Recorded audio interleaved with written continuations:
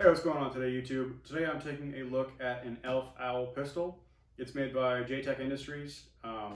It comes in several different calibers. The one that I've ordered is a 300 Blackout. It has a 9-inch barrel, and I ordered it several months ago. It's been a couple months, longer than the original lead time was. I think right now they're hoping to kind of crank them out in about 3 months for the options that they already have available. You go to their website for J-Tech Industries. You can order your own. They have rifle configurations. You can actually mod if you have a how many action. You can just buy a chassis for that. This is a pistol, and I think it's going to be really awesome. Joel's been pretty good about communicating to his customers what the lead times were like and the delays they've been experiencing. I think he has been experiencing a lot of delays, both in getting actions in with the pandemic and the fact that because of the pandemic and the political climate right now, things are hard to get a hold of. And also as a small business owner, I think he's probably going through a lot of just the rigmarole that goes with that. He has R&D going on to make new things available. He has to maintain his current product lines, and also he's probably expanding. And then COVID has hit everyone in different ways, so who knows how that's going. Anyways, I'm gonna take a look at this thing. I've been really excited about this. This is probably the most excited I've been about a new gun in a couple of years. Every new gun's cool, every new toy's cool, every piece of hardware you get is always awesome, but this thing, I think, is totally different than anything else I've ever had. So we're gonna take a look at it, and hopefully I can follow up with some videos shooting this a lot in the near future, pending ammo shortages and, primers reloading, etc. So here it goes.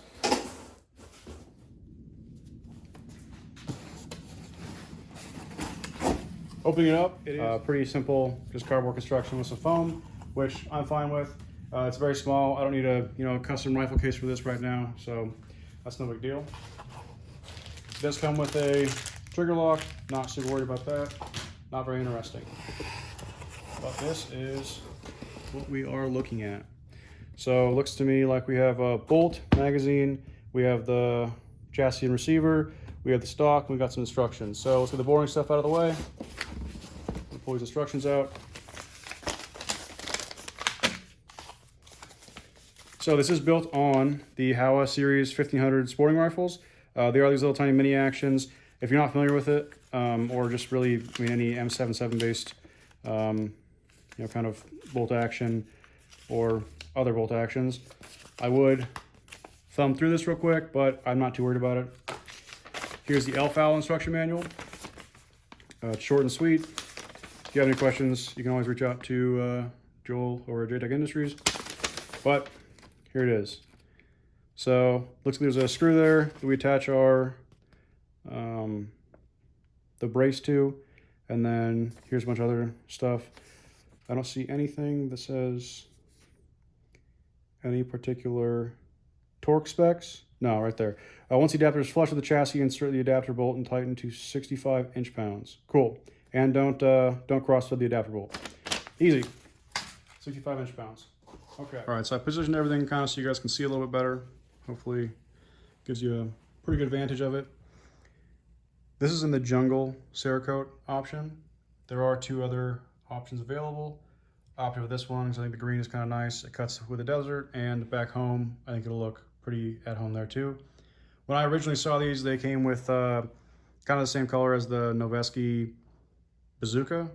Very bright, fun kind of jungle green. I thought it was really cool. Maybe down the road I can order another one, but who knows.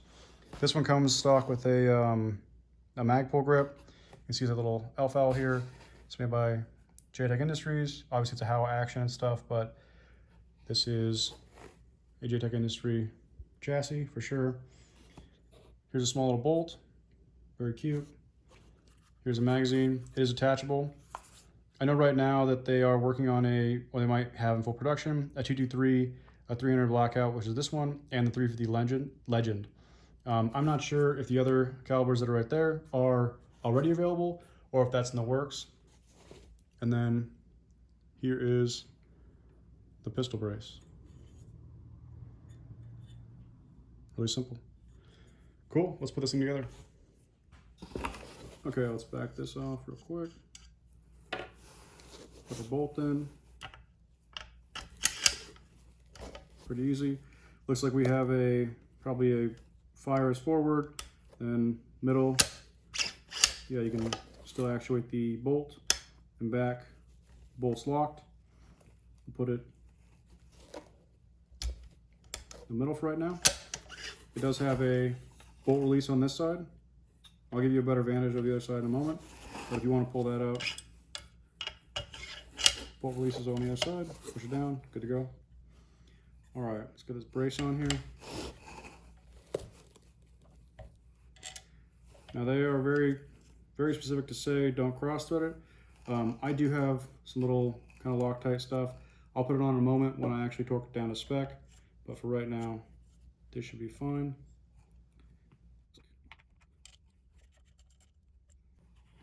Obviously, if I'm going to take it off in a little bit, I need to go crazy, but we'll hand tighten that. All right. There's a magazine. Cool. All right, I'm going to back out a little bit and we'll take a look. All right, so this is the pistol all put together.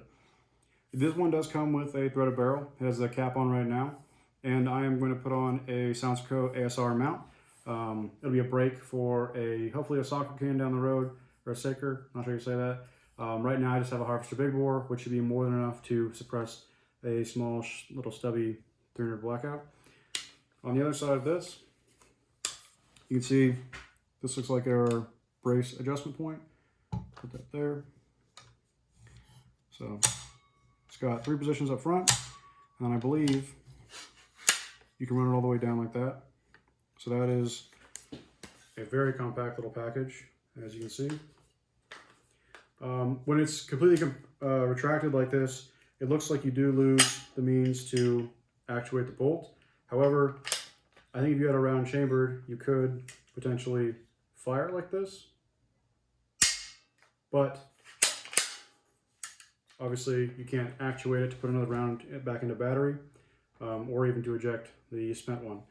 It is pushing down right now on the button to release the slide, or not the slide, to release the brace, so we can just pull it back out. Looks like it snapped all the way forward into the full position, so we'll back it up a little bit to the last one right there. I'm really excited with this thing. This thing is it's just the coolest.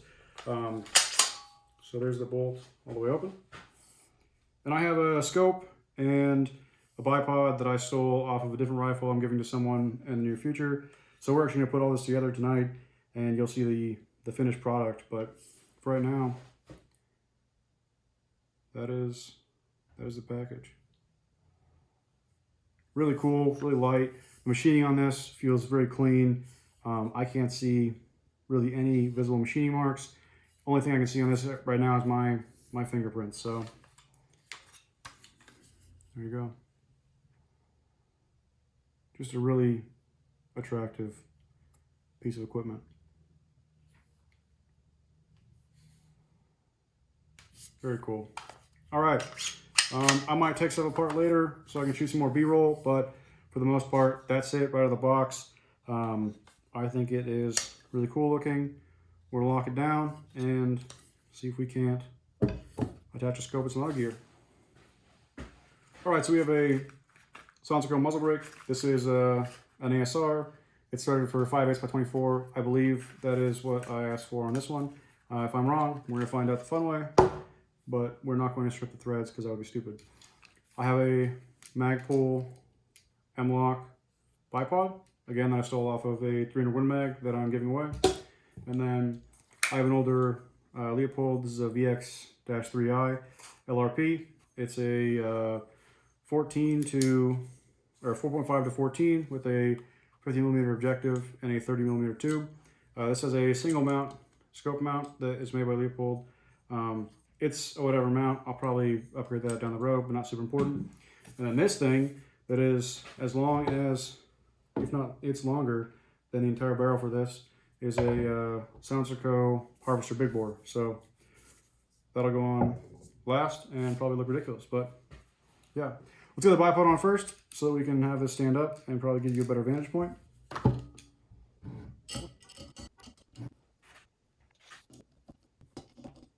There it is.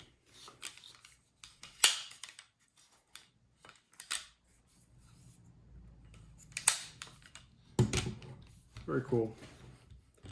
Should be more than enough to deal with right now.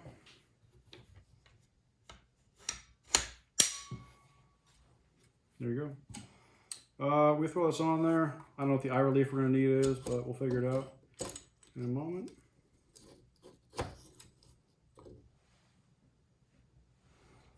This thing's massive on there, it's hilarious. Again, I'm not in love with this scope mount, so I'm not super worried about it.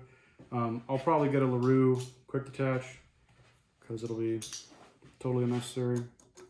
And that's what I love. We're not talking using any kind of spec right now either. We're just getting it on there. Already this thing looks absolutely ridiculous. I love it. This is everything I want in a gun.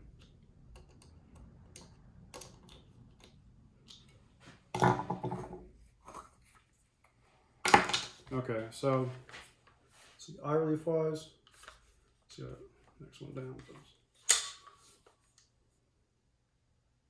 That's pretty dang good. We'll probably bring those back so they're not sticking out past there, but dude, that is a hilarious little gun. Cool. Super easy. Let's throw that brake on there real quick and get this party started. Oh, that's tight. Dang.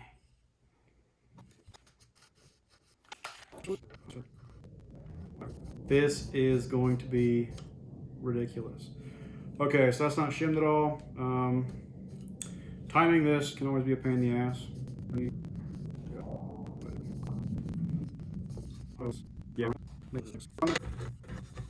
If this isn't the most ridiculous thing I have seen in a while, I don't know what it is, but I love it. All right, we'll try and lose the cap. Let's get you guys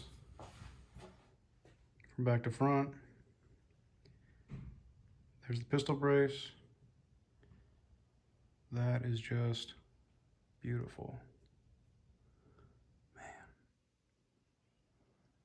Really excited to shoot this thing.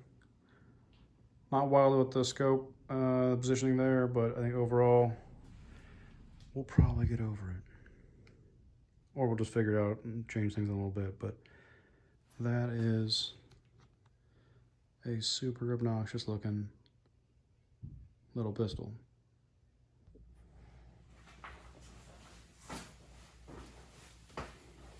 All right, we are using a Wheeler digital torque wrench.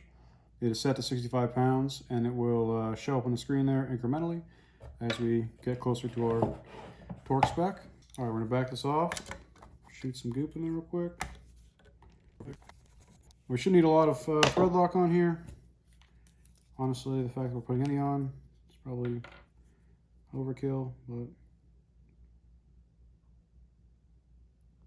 should need a lot.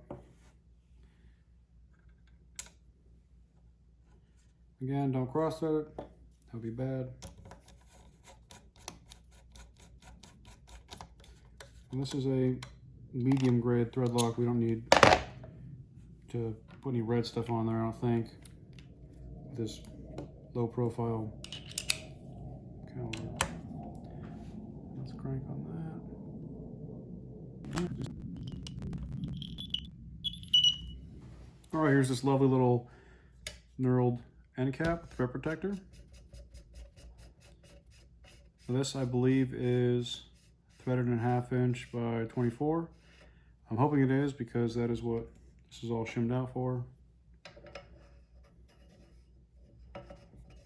Here's the brake, by the way.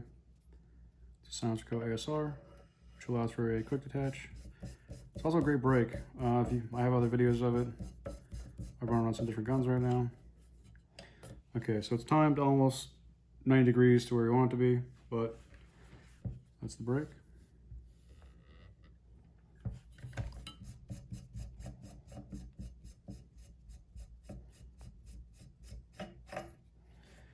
Now you could use a crush washer. It comes with these shims. I think this fat boy, this is the thickest one. So it gets pretty close for today. Should be more than enough to keep me happy until we actually chrono it without. Yeah, that'll be just fine. Okay, so there we have the new brake installed.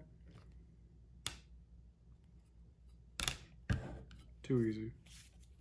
Here's the Howl Mini action. Really clean lines all over here. Machining again, looks really nice. I'm gonna pull this out. So we can actuate the bolt.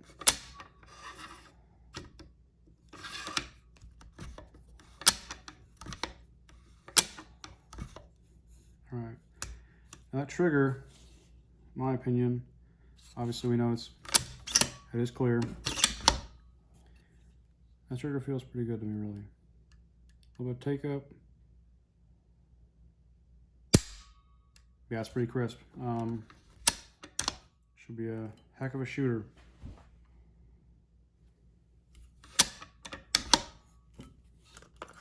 Magazine release is easy. Easy to actuate. Flared mag well. Easy to insert. Yeah, too easy there. Removing the bolt, hopefully you can see right here, this is a bolt release. So we're going to depress that, pull back, slides right out. Now your bolt's free. It is a 3-position safety, so forward, fire, middle, you have bolt actuation, but you cannot actuate the trigger. You'll notice the firing pin did not drop, but you can still actuate it. And then all the way back, you have a locked bolt and a locked or inoperable trigger. Super easy to use. Now I do have this Leupold. This is a VX3i. It's a 4.5 to 14 power.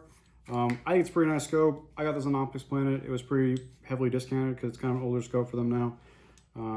More than enough scope for what we're asking of this gun. And I'm not sure with the co-witness, I think probably back one more. We're gonna see what the eye relief needs to be like. Again, we're using a little Wheeler Engineering gunsmithing set. I got that on Optics Planet too. It's cute. Taking a T25. Let's just tighten this down real quick. Now it's not sighted in, and I'm probably gonna get different scope rings of some kind. I'm gonna send this one up with a 300 Win Mag that this came off of to my friend. He can choose to use it or find his own. But for right now, until we send it, there it is. Yeah, it's a big scope for this gun. It could probably be a little lower. We got plenty of height there, so yeah, we could drop this down by almost a 3/8 of an inch, maybe even a ½ inch, still get away with it. Where it's at, let's see the eye looks like.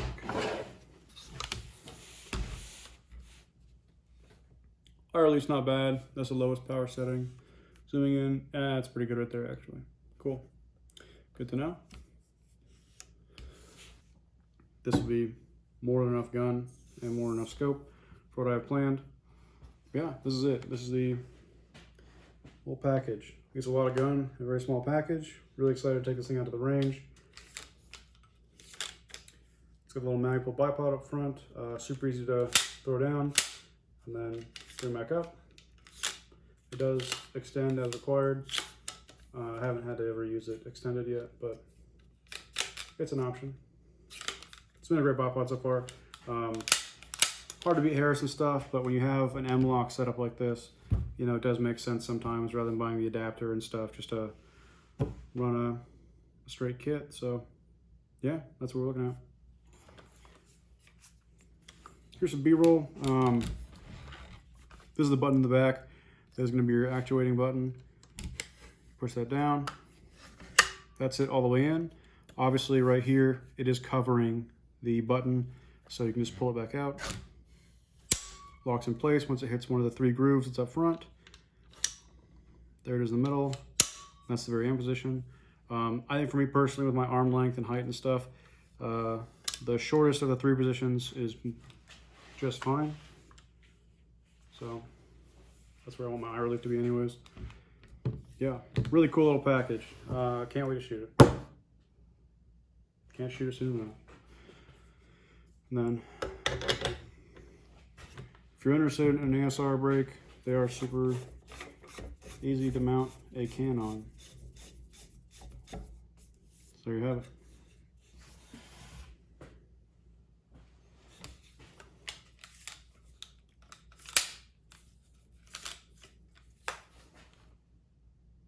Just like that.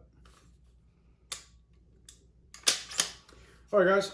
Thanks for watching. Hopefully this was an informative video. Hopefully if you're looking to buy one of these things in the near future, it answer you some questions or help just hype you up. I can't stress how cool I think this thing is. I paid ballpark $1,500. I know originally it used to be at one point that there was actually some coupon codes out there. I don't know how much, you know. I think he's probably pretty busy these days making these. He's probably not super inclined to send out discount codes with the backlog that he has. You know, he doesn't need more customers per se. I'm gonna pull out a big gun real quick and show you side by side how small this thing is. Now, action to action, that is about as close as I can get these two guns. The Magpul Bipod sits a little higher automatically than that Harris does, but this is a 300 Win Mag compared to a 300 Blackout. And you can see there is quite a difference there. They both have those SilencerCo ASR mounts. And even with a can on the short one, it's not going to be anywhere near that 24-inch barrel on a 300 Win Mag. So yeah, that's the overall size comparison. All right, guys, hopefully I answered most of your questions. Or if you're looking at buying one of these in the near future, hopefully you got some good info, or just, you know, that hyped you up a whole bunch. I think it's a lot for the money. You know, it is a couple bucks, but considering you get like a custom built aluminum chassis with a pretty sweet little pistol receiver, I think it's pretty awesome. Stay tuned for more, so hit subscribe if you want to see some range videos. I want to see how far this thing will shoot. Subsonic, supersonic. We're gonna do some load development. So yeah, hit like, subscribe, leave some comments. You got questions, I'll answer it as fast as I can. Yeah. Thanks for watching.